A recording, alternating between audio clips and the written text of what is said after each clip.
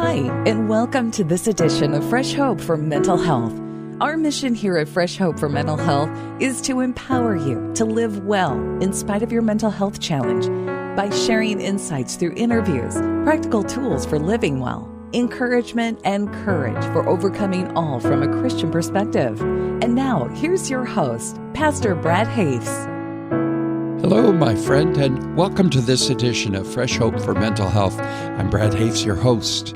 Our purpose here on Fresh Hope for Mental Health is to empower you to live a faith-filled, rich, and full life in spite of having a mental health diagnosis. Well, today I just want to take a little bit of time and talk to you about something that I know that I've struggled with for a long time, and it's taken me a long time to even recognize the struggle. I don't know how often my wife has had to say to me, Brad, it's not all about you. And she's had to say that many times in the last 39, 40 years. One of the habits that you and I can develop, and it's a habit that I've struggled with, and it can literally drain your energy. It can drain the life right out of you, and that is taking things personally. When you and I have that habit of every time somebody says something that's either strange or a little bit snarky or a little bit edgy, we can take it personally. Or sometimes it's not even something that comes our direction, but we still take it personally. So I want to talk to you today about some insights that I've come across and working on myself on how to not take things personally. So I've got 7 of them for you and me. First of all, realize that other people's rudeness or their rude comments or their rude reactions, it's really not about you.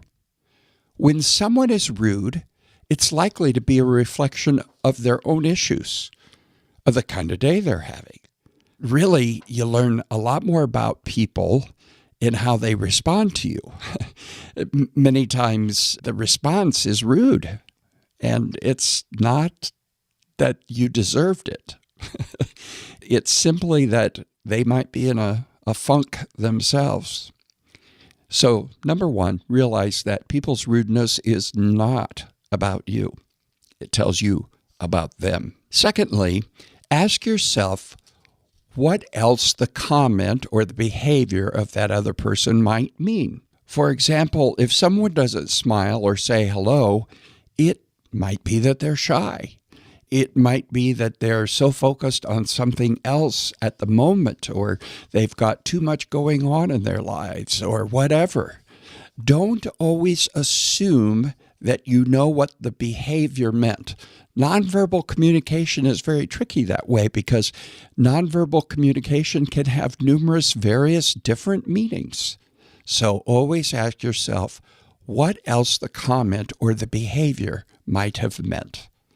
Thirdly, take comments or criticism in a constructive way instead of in a negative way.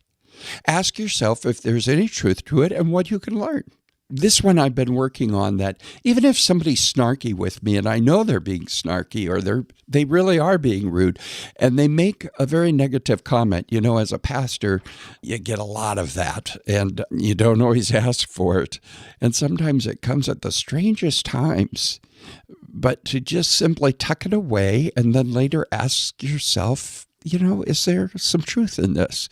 If there is, what can I learn from it? Just makes it much less personal and much more of a learning opportunity. So that's number 3. Number 4, take a different perspective. Ask yourself how an unbiased outsider would see the situation. How would they see how this person treated you? How would they see you reacting to this other person? Sometimes that other perspective just helps you and me gain that additional perspective, and we suddenly can see it a little bit differently. Number 5, realize you cannot please everybody, and that's not your job. Your job is not to please everybody. I've been a people pleaser, all of my life, and it's something that it's hard when someone is upset with a decision you make, or they're upset with you because of something you've done or said, and you have done or said it based upon what you believe you need it to do. And it makes it hard. But, I've come to the conclusion I can only please the Lord. And even that I can't do 100%. But obviously my goal is to please the Lord. He's the one that I need to please first and foremost. Number 6, know that you're not defined by your mistakes or the criticism that you've received from others. It doesn't define you. Somebody may have criticism of you, but it may be criticism of just some small thing, or maybe it might be 10% of something that you've done compared to the 90% that you were successful with. So remember, you're not defined by your mistakes. And number 7, realize that your self-worth depends on you. Your self-worth does not depend on what others say about you.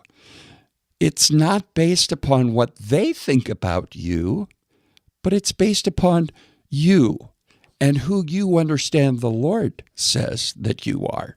Your self-worth depends on Him. And what does He say about you?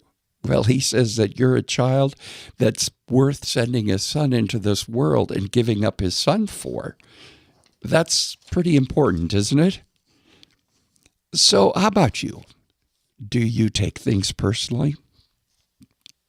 When you've been raised in a family that has a lot of shaming that goes on, and when there's a lot of emotional immaturity in a family, people will start to take things personally very easily, and it becomes being very touchy.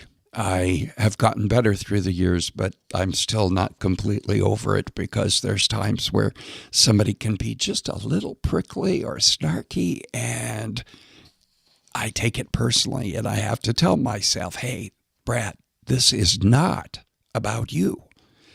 This tells you about them.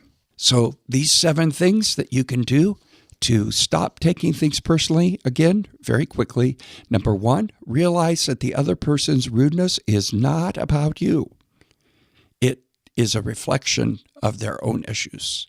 Number 2, ask yourself what else the comment or the behavior might mean. If someone doesn't smile or say hello, it could be that they're shy. Ask yourself what the alternate meaning might be. Thirdly, take comments or criticism in a constructive way. Just say, okay, what can I learn from this? Number 4, take a different perspective. Ask yourself how an unbiased outsider would see the situation. Number 5, realize you cannot please everyone. Number 6, know that you're not defined by your mistakes or the criticism that you've received. And number 7, realize that your self-worth depends on the Lord and on you, how you see yourself in the Lord. It doesn't depend on what others say about you. Well, hopefully that's helpful to you. I know it's helpful to me, and I'm learning to work on it. Well, my friend, I want to thank you for listening to this short little edition of Fresh Hope for Mental Health. I hope it's been helpful to you. I'd really like to hear from you. Please email me your comments, questions, or insights, and we'll answer as many questions as we can on the program, or we'll share your comments and insights with our listeners. You can always leave a voicemail on the podcast website, freshhopeformentalhealth.com. If you'd like to connect with us on Facebook or Twitter or social media, you'll find all the information on our website, freshhope.us. We also have a YouTube channel and videos that you can watch. I'd encourage you to check them out. And would you mind doing me a favor? If you're receiving our podcast through iTunes, would you mind writing an honest little review of the program? We'd really appreciate that. That helps others find us on iTunes. We have books, we have materials, as well as we have groups that meet across the United States and even a group that meets online. You can check all of that out at www.freshhope.us. And by the way, please tell your friends about the program. And until next time, may the Lord fill you with His hope, fresh and new daily. I'm Brad Hoefs, and this has been another edition of Fresh Hope for Mental Health. You've been listening to Fresh Hope for Mental Health. If you have an opportunity, please review, share, and subscribe to the Fresh Hope for Mental Health podcast on iTunes or on the service that you use. We encourage you to share our podcast on social media with your friends and family. Previous podcasts of Fresh Hope for Mental Health can be found at freshhopeformentalhealth.com, iHeartRadio, Stitcher Radio, and iTunes. The Fresh Hope for Mental Health podcast is part of Fresh Hope. Fresh Hope is an international network of Christian mental health peer support groups which empower people to live well in spite of having a mental health diagnosis. For more information about Fresh Hope, go to freshhope.us. Fresh Hope is one of the leading networks of faith-based peer support groups internationally. Our host, Brad Hoefs, is founder and president of Fresh Hope. He is a pastor who is living well in spite of having bipolar disorder. Brad is the author of the book Fresh Hope for Living Well, which is available at Amazon.com. Brad is also a speaker, blogger, hope coach, and mental health advocate. You can find more out about Brad by going to bradhoefs.com. Hoefs is spelled Hoefs. If you or someone you know is interested in attending a Fresh Hope group meeting, go to freshhope.us and click on Find a Group. Not only do we have local groups, but we also offer Fresh Hope groups online also. If you're interested in starting a Fresh Hope group in your community, email us at info@freshhope.us.